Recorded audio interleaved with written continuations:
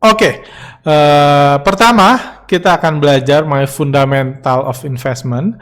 Jadi inilah fundamental atau dasar dari investasi, atau setiap orang yang mau melakukan investasi, menurut saya perlu mempelajari apa yang diajarkan di chapter ini, apapun investasinya. Baik Anda mau investasi properti, reksadana, saham, bitcoin, apapun, menurut saya ada baiknya Anda memahami chapter ini. Jadi chapter ini yang kemungkinan akan mencoba, tujuannya adalah supaya Anda tahu dasarnya, jadi Anda nggak jadi salah satu korban dari investasi abal-abal atau investasi yang Anda nggak pahami. Tiba-tiba uang Anda hilang aja, Anda jadi satu dari sekian banyak orang yang saya kenal yang malah istilahnya jadi korban investasi. Apapun investasinya. Jadi chapter ini tujuannya itu, dan di chapter ini juga Anda akan mengetahui siapa saja yang perlu berinvestasi, siapa saja yang enggak. Karena memang kita tahu kalau kita bertanya ke financial consultant atau orang yang menawarkan produk investasi, memang kita tahu mayoritas menganggap nggak perlu, semua orang harus, mayoritas mengajarkan semua orang perlu berinvestasi. Cuma kalau yang saya pahami, ternyata yang saya lihat, ternyata nggak semua orang harus berinvestasi. Saya bisa ketemu orang-orang yang saya merasa, kalau lu sih nggak usah investasi, udah good enough, kayak gitu, nggak usah musing-musingin diri, nggak usah nambahin pikiran, nambahin resiko untuk berinvestasi.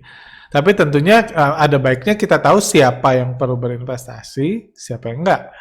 Itulah yang akan diajarkan. Jadi siapa yang perlu berinvestasi, siapa yang enggak, kita pertama harus pelajari dulu grafik penghasilan individu. Jadi anggaplah ini grafik penghasilan orang pada umumnya lah, mungkin pekerja, profesional, dan lain-lain. Jadi ini dari skala umur dan penghasilan misalnya.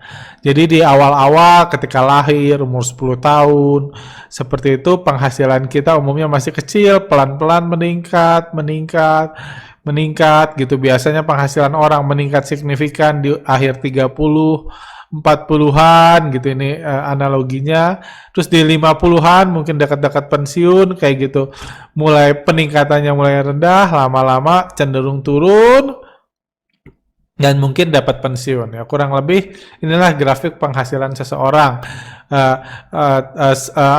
Ada masa-masa produktif, dia menghasilkan banyak uang, ada puncak-puncaknya, masa-masa sudah turun produktivitas, dan akhirnya mungkin nggak menghasilkan sama sekali atau punya modal pensiun. Ini penghasilan individu yang kalau ini kan lah dirata-ratakan atau di ini kan ya mayoritas individu seperti ini, seperti itu. Di sisi lain, grafik pengeluaran individu kita tahu ya grafiknya ya cenderung mulus kayak gini kan. Nah, dari tahun ke tahun grafiknya cenderung semakin lama semakin meningkat dan meningkat karena inflasi, karena kebutuhan dan lain-lain. Misalnya seperti itu, even kakek saya pun dia nggak bilang waktu umur 20 pengeluaran saya lebih kecil nih daripada sekarang, misalnya umur 80. Nggak juga kayak gitu. Jadi umumnya terus meningkat kayak gitu. Jadi kalau kita lihat ada gap antara penghasilan dan pengeluaran. Penghasilan cenderung meningkat lebih cepat, terus turun, sementara pengeluaran cenderung bergerak naik secara stabil.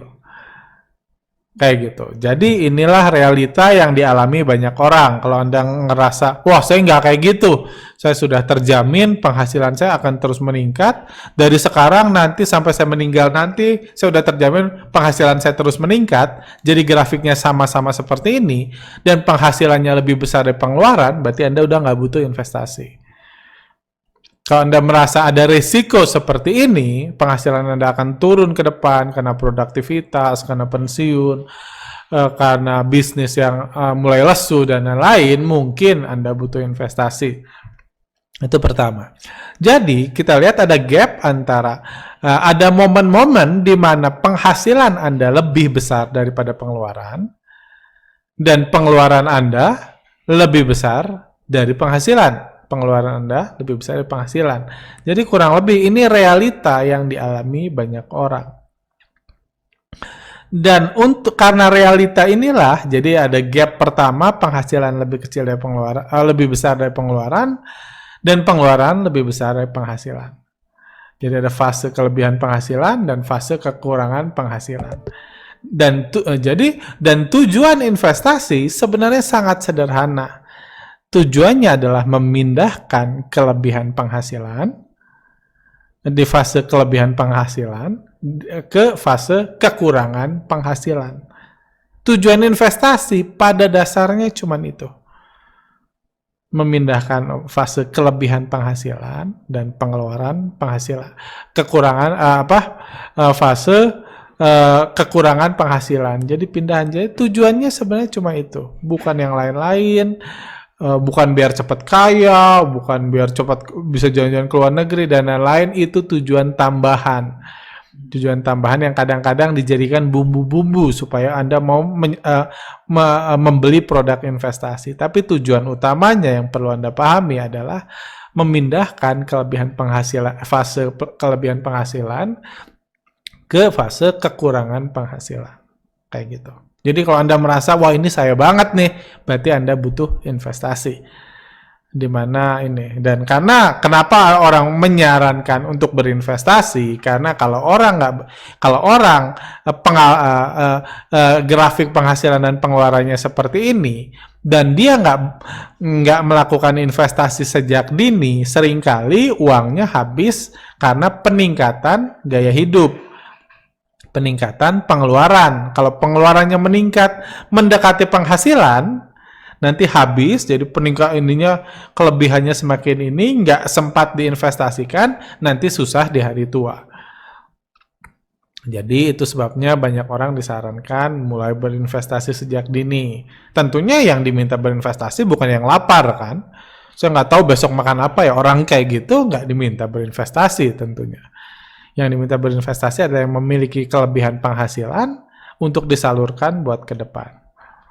Kayak gitu. Terus apa yang dilakukan untuk kayak gini? Strategi paling ideal yang dilakukan kalau orang zaman dulu adalah menabung. Menabung buat masa depan, buat emergency, buat hari pensiun, dan lain-lain. Nabung simply ya, uang kita ditaruh di bank, ditabung.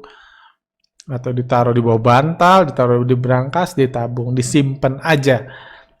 Nah gitu, tujuan investasinya yaitu menabung, taruh uang kita di bank. Itu hal pertama. Jadi kalau nggak berinvestasi, kita tabung. Kita tabung, kita cuma mindahin uang kita, jadi yang kelebihannya kita simpan buat hari tua. Cuman kita tahu kelemahan menabung adalah tingkat inflasi. Jadi banyak orang yang kalau cuma menabung, mungkin kedepannya nggak cukup kayak gitu. Karena kita tahu 20 tahun lagi mungkin pengeluaran kita akan lebih besar dari sekarang. Kalau ini kita anggap masa pensiun kita itu 10 sampai 15 tahun, kita ngerasa kalau nabung dengan rate kayak sekarang habis sama inflasi. Jadi itulah kelemahan menabung, karena uang kita mungkin kedepannya akan kurang buat kita. Jadi kita kalau cuma menabung biasa akan kurang, kalah sama inflasi. Jadi kita butuh investasi kayak gitu. Itulah tujuan dari ini. Kalau Anda juga tipe yang ngerasa yes memang fase saya kayak gini, saya sekarang kelebihan pendapatan, nanti menurut saya akan kekurangan pendapatan, ada fase kekurangan pendapatan. Cuma kalau saya nabung didepositoin aja, udah cukup buat hari tua. Saya rasa kalau saya depositoin udah cukup buat hari tua, mungkin Anda juga termasuk orang yang nggak butuh inflasi, nggak butuh investasi. Karena terlepas dari inflasi dan lain-lain, Anda yakin sampai tua gue bakal tenang-tenang aja, bakal hidup bahagia dan lain-lain, Anda mungkin bukan orang yang butuh investasi. Fokusnya, jadi itu lagi, kembali lagi, jadi kita melihat sendiri kita gimana, kayak gitu. Dan jadi itu investasi, itu syaratnya cuma satu. investasi adalah sesuatu yang perlu, jadi investasi itu perlu mengalahkan inflasi. Hasil investasi harus lebih besar dari inflasi. Itu yang kita cari. Kalau inflasinya misalnya 4% per tahun, berarti kita cari investasi yang lebih returnnya lebih dari 4% per tahun. Itu udah layak disebut inflasi, karena itu akan membantu kita memindahkan uang sekarang ke uang di masa depan, kayak gitu.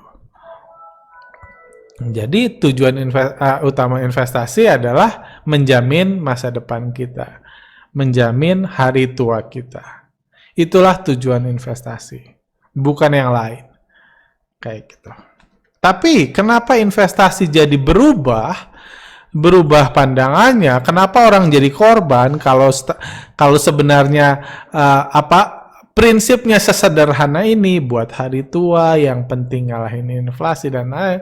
Kenapa banyak orang jadi korban? Karena kita tahu karena cara menjual produk investasi.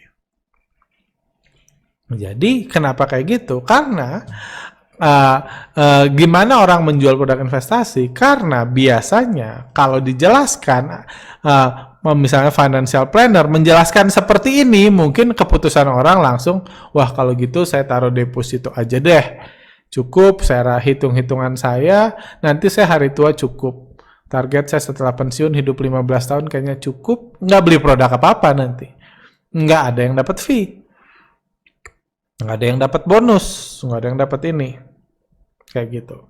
Jadi karena bukan cuman itu, kalau buat masa tua biasanya nggak menarik anak-anak muda. Misalnya yang umur 30-an, akhir 30 atau after 30 gitu. Silahkan Pak investasi buat apa? Supaya nanti kalau kakek-kakek Bapak dicukupi, hidupnya cukup. Itu bukan sesuatu yang tempting buat orang yang masih muda.